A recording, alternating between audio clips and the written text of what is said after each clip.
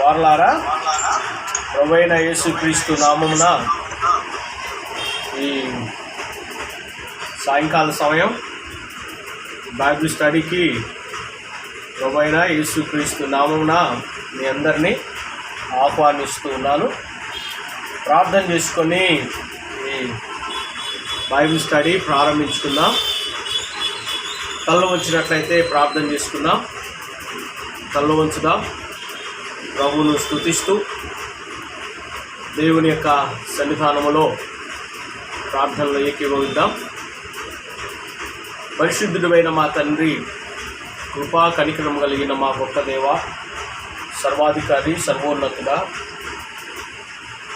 మంచివాడ, మంచి చేయువాడు, మేలుతో హృదయాలను తృప్తిపరచువాడు, పాపమును బట్టి ప్రతీకారము చేయని దేవుడవు, సమాధిలో నుండి ప్రాణమును విమోచించువాడవు, తండ్రి తన కుమారుల ఎడల జాలిపడినట్లుగా నీయందు భయభక్తులు గలవారి ఎడల జాలిపడివాడవు, మేము మంటివారమని జ్ఞాపకము చేసుకునేవాడవు, నీయందు భయభక్తుల వారి ఎడల నీ కృపను విస్తరింప చేయగలవాడవు, సంకటములన్నిటినీ కుదుర్చువాడవు, మార్గమును తెలియచేయువాడవు, బాధించబడు వారికి న్యాయము తీర్చువాడవు, ప్రభా ఎల్లప్పుడూ వ్యాజ్యమాడువాడవు కావు. నీ కృపా కనికరాలన్నిటి కొరకై నీకు కృతజ్ఞత స్తుతులు స్తోత్రములు చెల్లిస్తున్నాం. ప్రభా వేల్పులలో నీ వంచి వాడెవడు? పరిశుద్ధ దేవుడవు, మహనీయుడవు, మహాగణుడవు, మహోన్నత స్థలాలలో నివసించువాడవు. అయినప్పటికీ వినయం గల వారిని, నలిగిన వారిని ఉజ్జీవింపచేయుటకు, బలపరచుటకు దేవా ఈ లోకానికి దిగువచ్చిన మా గొప్ప తండ్రి, నీకు కృతజ్ఞత స్తుతులు స్తోత్రములు చెల్లిస్తున్నాం. నాయన నీ పాద సన్నిధిలో చేరి ప్రభువా ఈ సాయంకాలం యోబు గ్రంథంలో నుండి కొన్ని విషయాలు మేము ధ్యానం చేయడానికి ఇంతవరకు కూడా మీరు నడిపిస్తూ వచ్చావు. నీకు స్తోత్రాలు ప్రభువా. నీ ప్రేమ కొరకై స్తుతిస్తున్నాను. వాక్యం ద్వారా అనేక సత్యాలు మాకు బోధిస్తున్నందుకు మీకు కృతజ్ఞతలు చెల్లిస్తున్నాను. ఆశ్చర్యకరమైన తండ్రి, అద్భుతకరుడమైన దేవా, ఈ సాయంకాల సమయంలో బలహీనుడును, అయోగ్యుడును, ప్రభా ఏ యోగ్యత లేనటువంటి వాడును తండ్రి, అయా నన్ను దర్శించండి, బలపరచండి, నాకు కావలసిన శక్తిని అనుగ్రహించండి. నీవే నా ద్వారా వినేవారికి క్షేమం కలుగునట్లుగా, మేలు కలుగునట్లుగా మీరే మాట్లాడమని ప్రార్థన చేయించున్నాను. కృపగలిగిన తండ్రి, నీకు స్తోత్రాలు చెల్లిస్తున్నాను. కృప చూపండి. ఈ బైబిల్ స్టడీ అంతటినీ దీవెనకరంగా చేయండి. ఇంతవరకు మీరు నడిపించిన విధానాన్ని బట్టి స్తోత్రాలు ప్రభా. మేమేమైతే నేర్చుకుంటున్నామో, ఏమైతే వింటున్నామో వాటిని జాగ్రత్తగా గ్రహించి ప్రభా అయా వాక్య ప్రకారము జీవించే కృపను మా అందరికీ మీరు దయచేస్తామని ప్రార్థన చేయించున్నాను. గొప్ప దేవుడు నీకు స్తోత్రాలు. కృపగలిగిన దేవుడు మిమ్మల్ని కీర్తిస్తూ ప్రభా ఈ సమయం అంతటినీ మీ చేతులకు సమర్పిస్తుండగా తోడుగుండి నడిపించమని, ఆశీర్వదించమని బలిష్ఠుడైన దేవుడు నిన్ను స్తుతిస్తూ చేతులకు సమర్పిస్తూ మా ప్రభువుని ప్రియరక్షకుడైన యేసుక్రీస్తు నామమున ప్రార్థించి అడిగి వేడుకుంటున్నాను తండ్రి. ఆమేన్. అందరం కలిసి దేవుని స్తుతిస్తూ 239వ పాట 239వ పాట ఆత్మ నడుపు సత్యములోనికి ఇప్పుడే. 239వ పాట అందరం కలిసి పాడుదాం.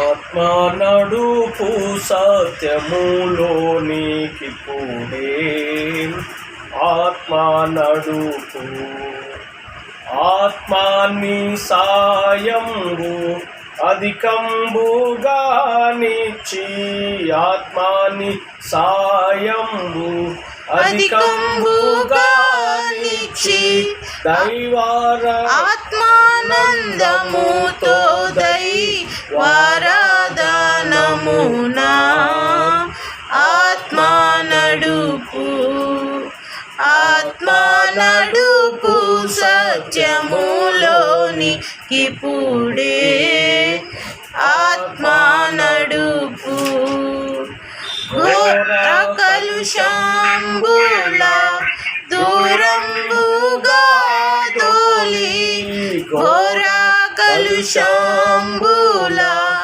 దూరంబుగా దోలి, పరమార్థ అధిక బుద్ధి కోరునట్టులను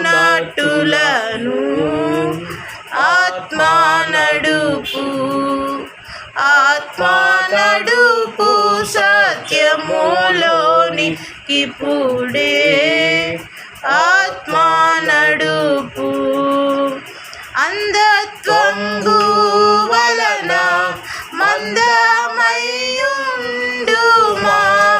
అంధత్వంబు వలన మందమయ్యుండుమా ఎందంబులెల్లాని ఎందు వెలుగుటకు ఆత్మా నడుపు ఆత్మా నడుపు సత్యములోనికి పుడే ఆత్మా నడుపు నిర్మల హృదయంబు నిరతంబు మాకిచ్చి నిర్మల హృదయంబు నిరతంబు మాకిచ్చి కూర్మిన్ని వరముల కూర్చి దీవించి ఆత్మా నడుపు ఆత్మా నడుపు సత్యములోనికి పుడే ఆత్మా నడుపు సకల మానవులతో అకలంక శుభవార్త సకల మానవులతో అకలంక శుభవార్త ప్రకటించు బల జ్ఞాన నికరంబునిచ్చి ఆత్మా నడుపు ఆత్మా నడుపు సత్యములోనికి పుడే ఆత్మా నడుపు దీవించి పంపుము దైవాత్మా మమ్మును దీవించి పంపుము దైవాత్మా మమ్మును భావజ్ఞానముసగి ప్రభు సేవలోనా ఆత్మా నడుపు ఆత్మా నడుపు సత్యములోనికి పుడే ఆత్మా నడుపు. సమయంలో దేవుని వాక్యాన్ని చదువుకుందాం. యోబు గ్రంథం 1వ అధ్యాయము 1వ వచనం నుండి 5 వచనాలు. 1వ అధ్యాయం 1వ వచనం నుండి 5 వచనాలను దేవుని వాక్యాన్ని చదువుకుందాం. నయోమి గెత్సెమనే గారు చదివి వినిపిస్తారు. నయోమి గెత్సెమనే గారు చదివి వినిపిస్తారు. మా టీచర్ గారు నయోమి గారు ప్రైజ్లాడమ్మా చదవండి. యోబు గ్రంథం 1వ అధ్యాయము 1వ వచనం నుండి 5 వచనాలు. ఊజు దేశమునందు యోబు అను ఒక మనుషుడుండెను. అతడు యథార్థవంతుడును న్యాయవంతుడునై దేవుని యందు భయభక్తులు కలిగి చెడుతనము విసర్జించిన వాడు. అతనికి 7 కుమారులను 3 కుమార్తెలను కలిగిరి. అతనికి 7,000 గొర్రెలను 3,000 ఒంటెలను 500 జతల ఎడ్లను 500 గాడిదలను కలిగి బహుమంది పనివారులు అతనికి ఆస్తిగా ఉండేది కనుక తూర్పు దిక్కు జిల్లందరిలో అతడే గొప్పవాడిగా ఉండేది. అతని కుమారులందరూ వంతుల చొప్పున అనుదినము ఒకరికొకరు తమ తమ ఇళ్లలో విందు చేయనై కూడినప్పుడు తమ 3 అక్క చెల్లెళ్ళు తమతో కలిసి అన్నపానములు పుచ్చుకోవాలని వారికి పిలిపించుచూ వచ్చింది. వారి విందు దినములు పూర్తి కాగా యోబు తన కుమారులు పాపము చేసి తమ హృదయములలో దేవుని దూషించరేమో అని వారిని పిలువనంపించి వారిని పవిత్రపరచి అరుణోదయమున లేచి వారిలో ఒక్కొక్కరి నిమిత్తమై దహనబలి అర్పించుచూ వచ్చెను. యోబు నిత్యము ఆరాధన చేయుచుండెను. థ్యాంక్ యూ అమ్మా. సమయంలో ప్రార్థన చేసుకుందాం. కళ్ళు వంచినట్లయితే దేవుని వాక్యం నిమిత్తమై ప్రార్థన చేసుకుందాం. కందుల సరిత గారు ప్రార్థన చేస్తారు. కందుల సరిత గారు ప్రార్థన చేస్తారు.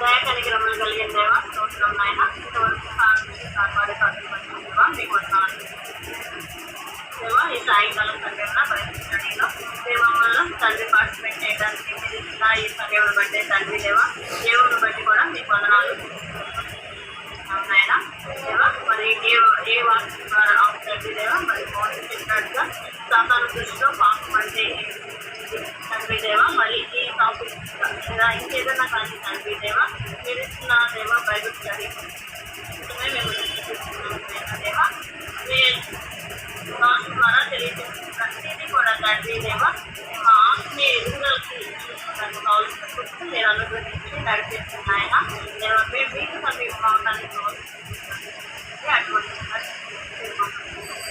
దేవా నీ రాసుకుంటే దేవా సిద్ధపడుతున్నాయన నాయన మేమందరము కలిసి దేవా పెద్దగా విని దానికంటే మా జీవితాలను మీ మార్గంలో మీ వారిపైన ఉన్న ప్రార్థన తండ్రి.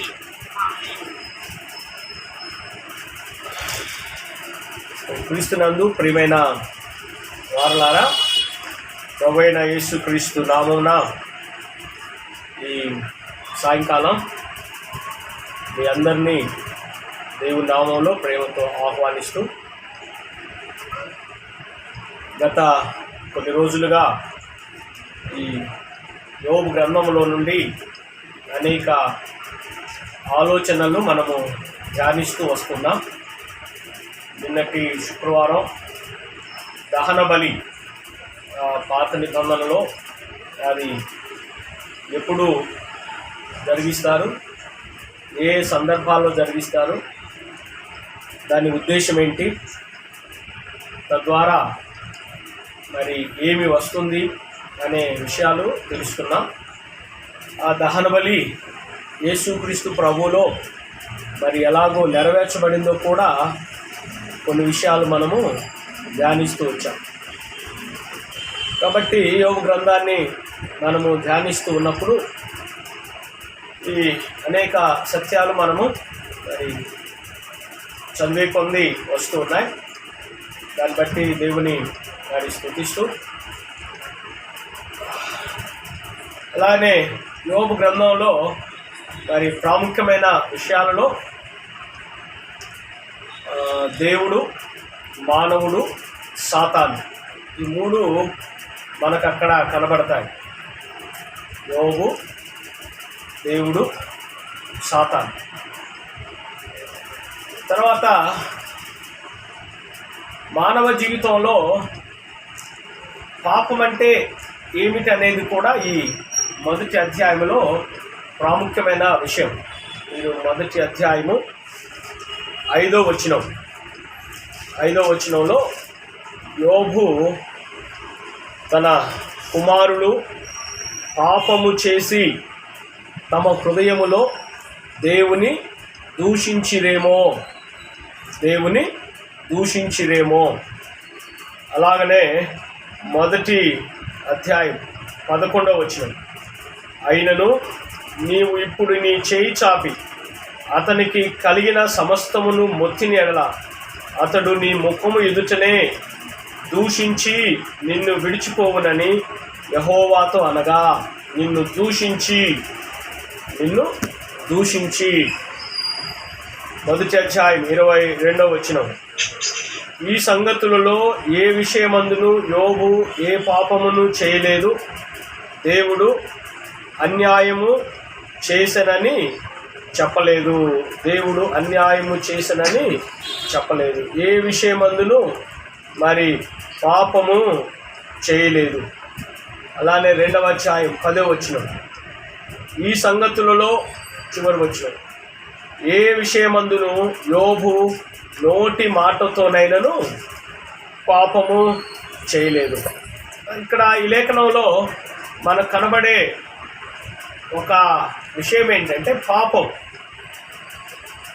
ఏంటి, పాపం ఎలాగూ అనేది అక్కడ ఎలాగో మనిషి పాపం చేస్తాడనడానికి నోటి మాటతో, ఆ మాటను గుర్తుపెట్టుకోవాలి, నోటి మాటతో. ఒకసారి సామెతల గ్రంథం 30వ అధ్యాయము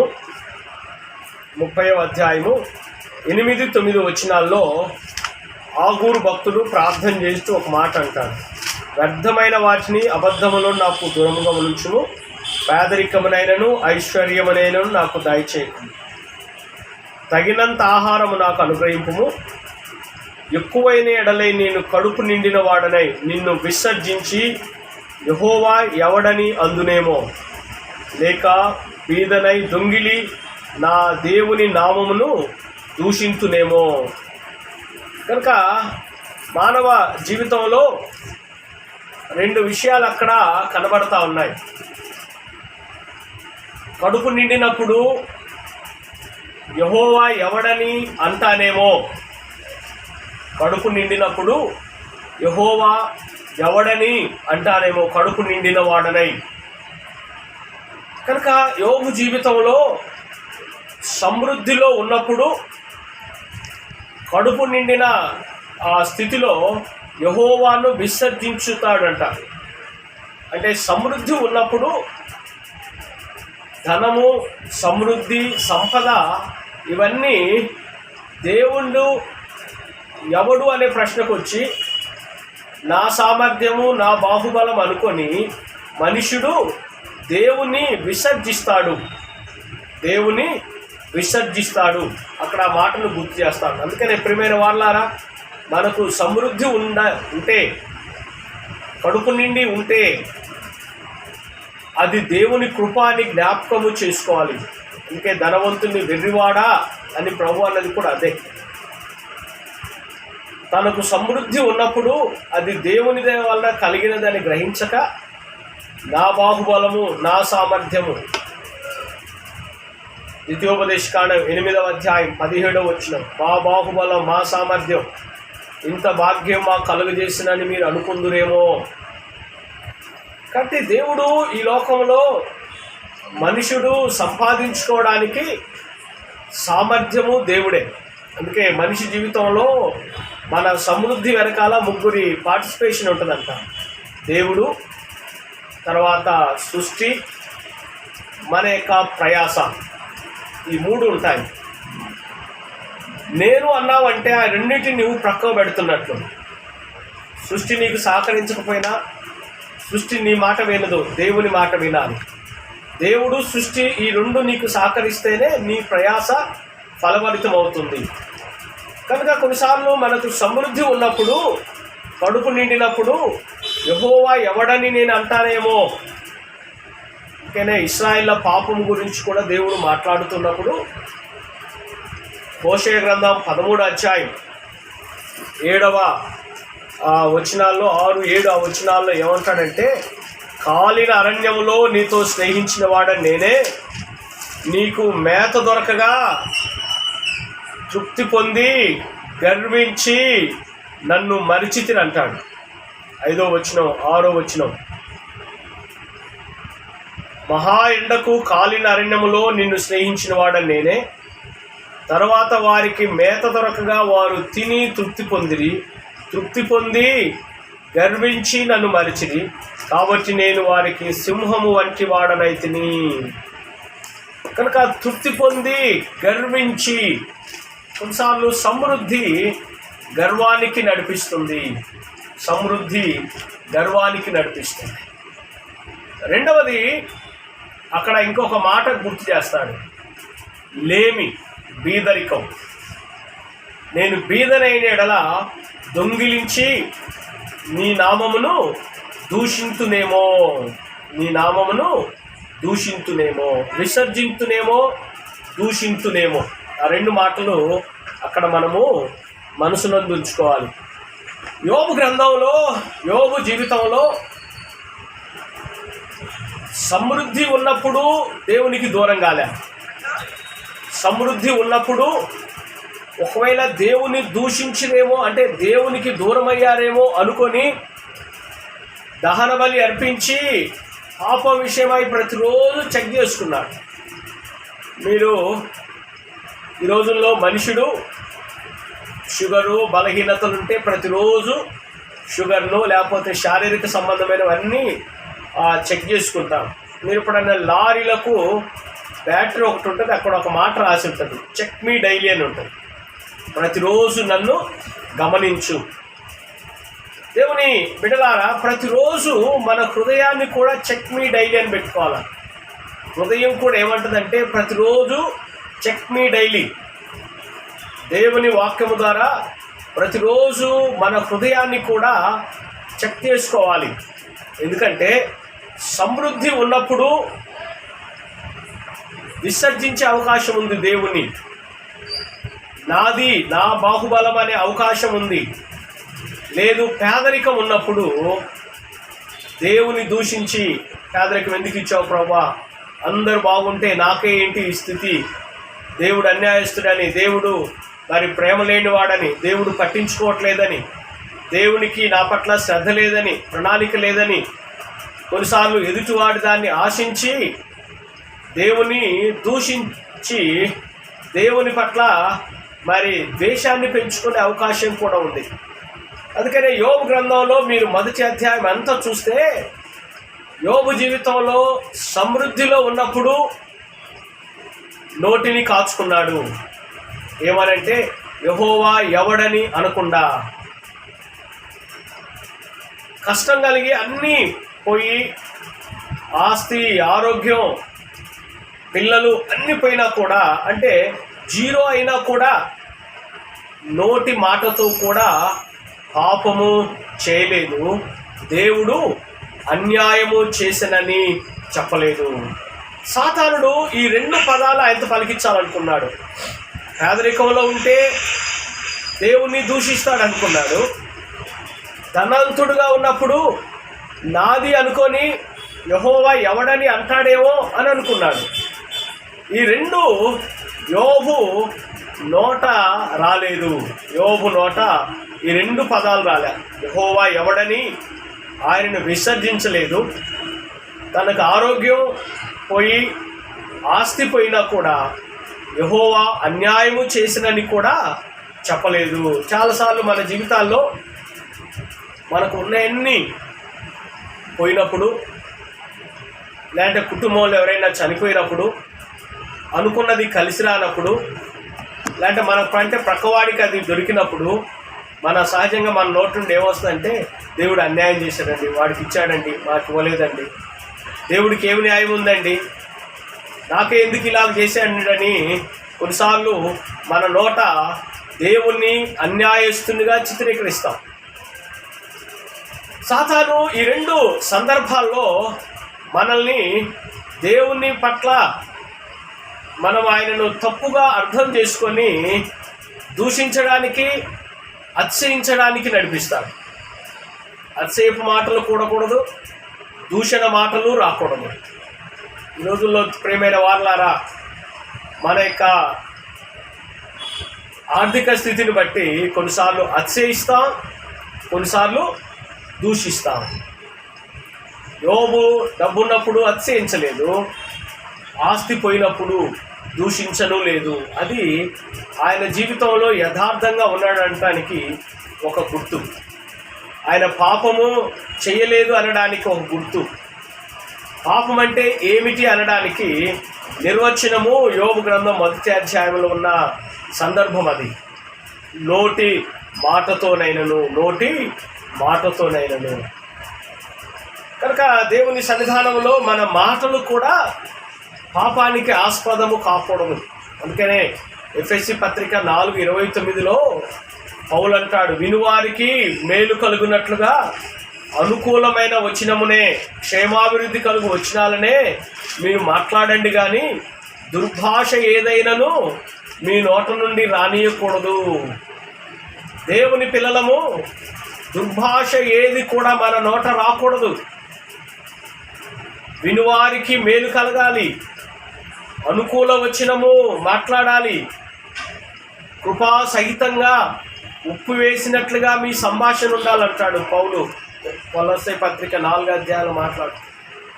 కాబట్టి దేవుని పిల్లలు, మన మాటలు పాపానికి నడిపించకూడదు.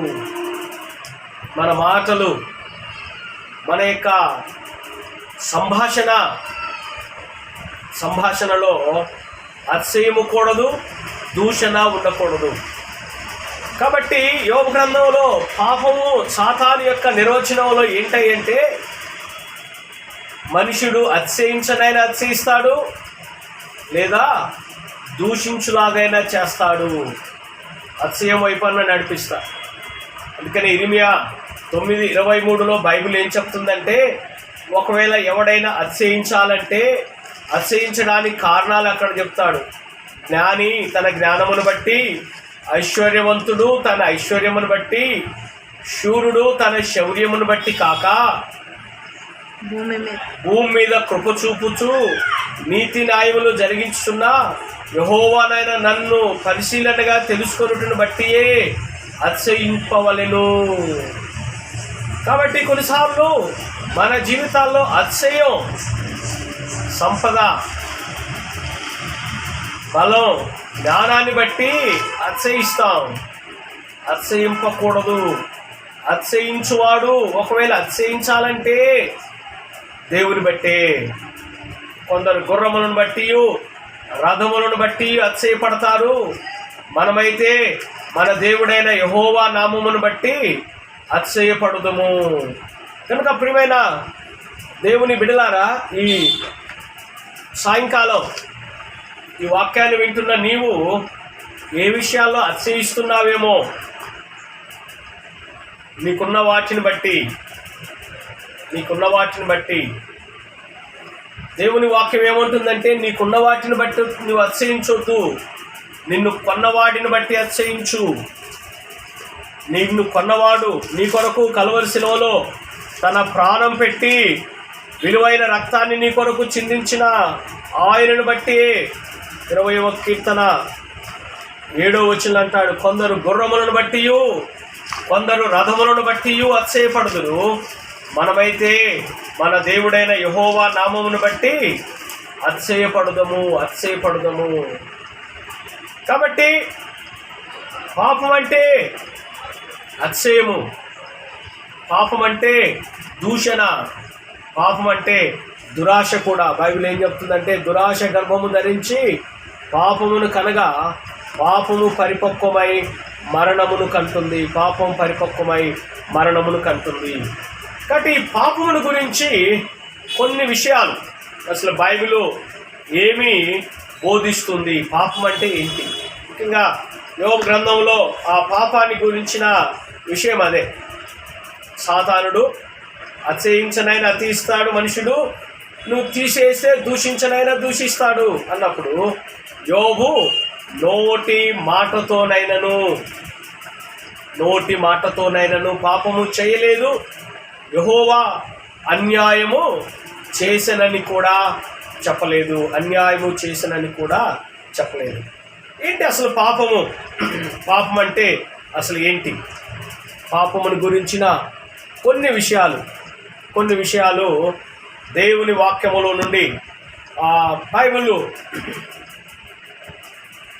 చెప్పేటువంటి విషయాలన్నిటిలో ఈ పాపం కూడా ఒకటి. మనం ఎప్పుడైనా బైబిల్ చదివేటప్పుడు, నేను ఇంతకుముందు కూడా చాలాసార్లు మీకు చెప్పుంటాను, మరలా ఒకసారి గుర్తు చేస్తూ ఉన్నాను. బైబిల్ మనము చదివేటప్పుడల్లా ఒక 6 విషయాలను దృష్టిలో పెట్టుకొని చదవాలి.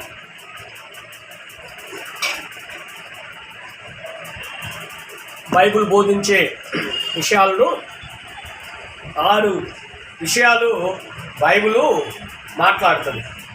ఒకటి ఏంటంటే దేవుడెవరు, థియాలజీ, డాక్ట్రిన్ ఆఫ్ గాడ్. దేవుడెవరు, ఆయన ఎలా ఉంటాడు, ఆయన నిత్యత్వం, ఆయన అదృశ్య లక్షణాలు, ఆయన ప్రేమ, ఆయన రాజ్యం, ఆయన నీతి, ఇవన్నిటిని గురించి బైబిల్ చెప్తుంది. బైబిల్ ఎప్పుడైనా మనం చదివేటప్పుడు అది దృష్టిలో పెట్టుకొని చదవాలి.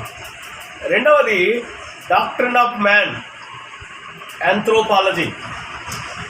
అంటే మానవుడు ఎవరు, ఎక్కడి నుండి వచ్చాడు, ఏమయ్యాడు, అతని పట్ల దేవుని ప్రణాళిక ఏంటి, మానవుడి యొక్క నేచర్ ఏంటి, మానవుడి యొక్క మరి ఎగ్జిస్టెన్స్ ఏంటి, మానవుడు కొరకు దేవుడు నియమించిన మరి నిత్యత్వం ఏంటి, ఈ విషయాలన్నీ కూడా బైబిల్ బోధిస్తుంది.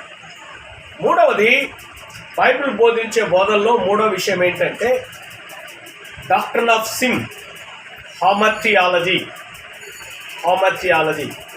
డాక్ట్రిన్ ఆఫ్ సిన్ అంటే పాపం అంటే ఏమిటి, పాపం యొక్క ఆరిజిన్ ఏంటి, నేచర్ ఏంటి, దాని యొక్క రిజల్ట్ ఏంటి, ఆ పాపం వలన దాని యొక్క ఫలాలు ఎలా ఉంటాయి, దాని పనులు ఎలా ఉంటాయి, ఇవన్నీ కూడా బైబిలు బోధిస్తూ ఉంది. రోమా 3:23 పాపము సార్వత్రికమైనది, ఏ భేదము లేదు, అందరూ పాపము చేసి దేవుడు అనుగ్రహించు మహిమను పొందలేకపోతున్నారు.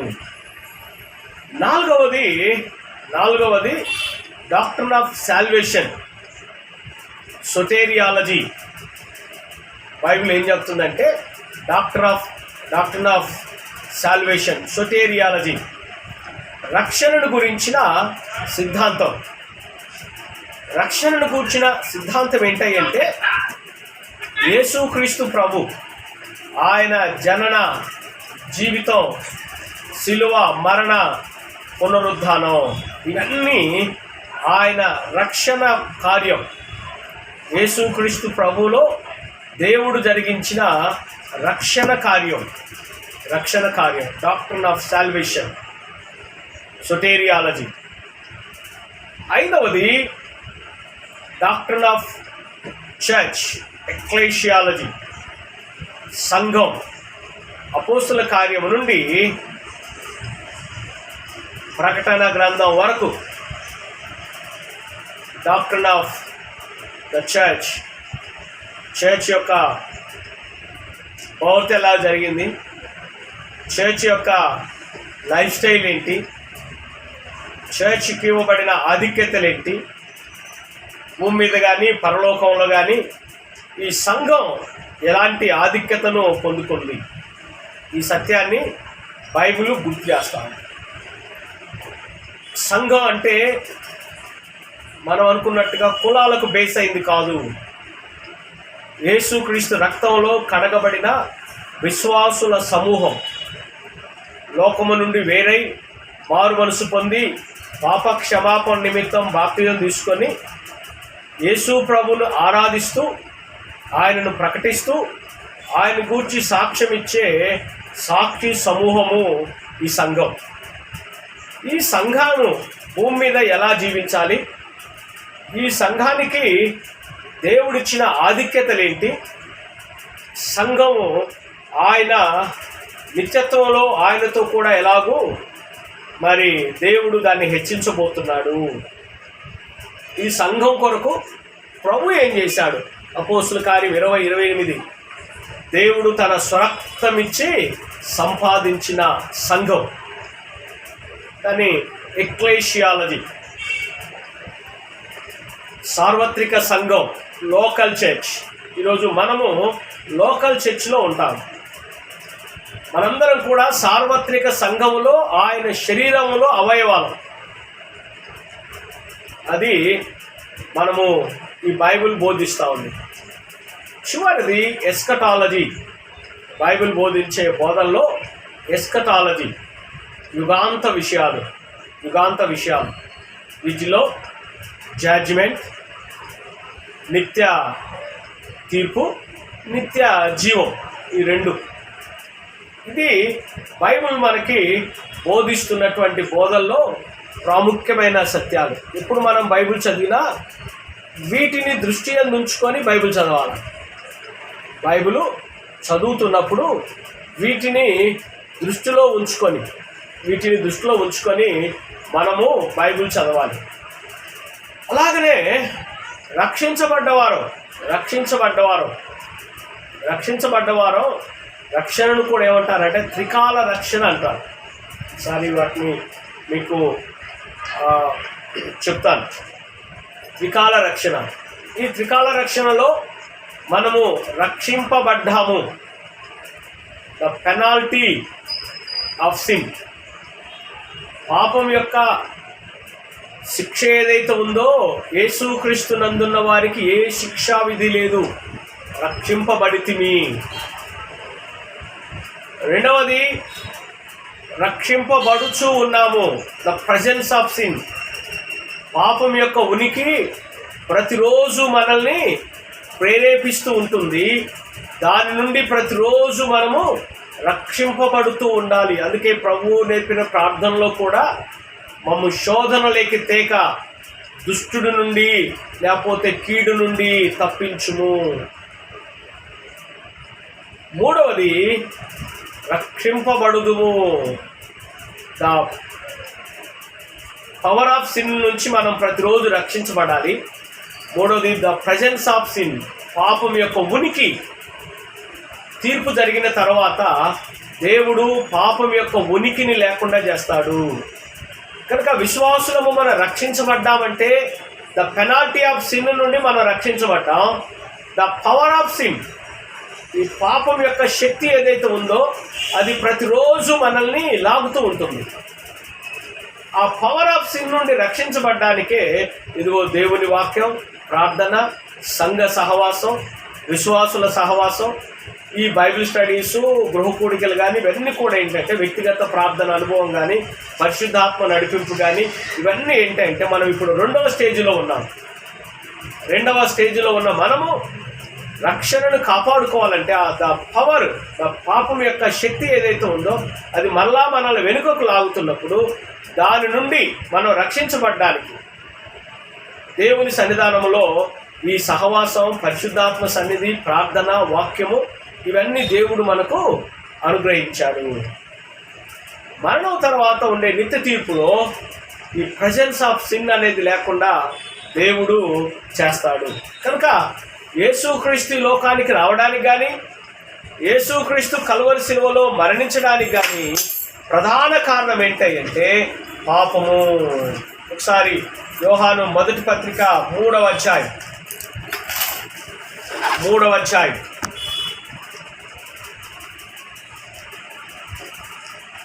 5వ వచనం.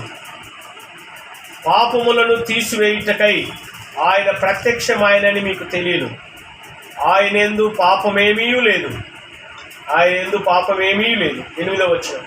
అపవాది మొదటి నుండి పాపము చేయుచున్నాడు గనుక పాపము చేయువాడు అపవాది సంబంధి. అపవాది యొక్క క్రియలను లయపరచుటకే దేవుని కుమారుడు ప్రత్యక్షమాయను. మొదటి కొరింథీ పత్రిక 15వ అధ్యాయం 3-4 వచనాలు. నాకు ఇవ్వబడిన ఉపదేశము నేను మొదట మీకు అప్పగించి తిని, అదేమనగా లేఖనముల ప్రకారం యేసుక్రీస్తు మన పాపముల నిమిత్తము సిలువ వేయబడెను, సమాధి చేయబడెను, లేఖనముల ప్రకారము 3వ దినమున ఆయన తిరిగి లేపబడ్డాడు. కనుక సువార్త ఏమిటి అని అంటే పాపముల తీసివేయడానికి ప్రభు ఈ లోకానికి వచ్చాడు. పాపుల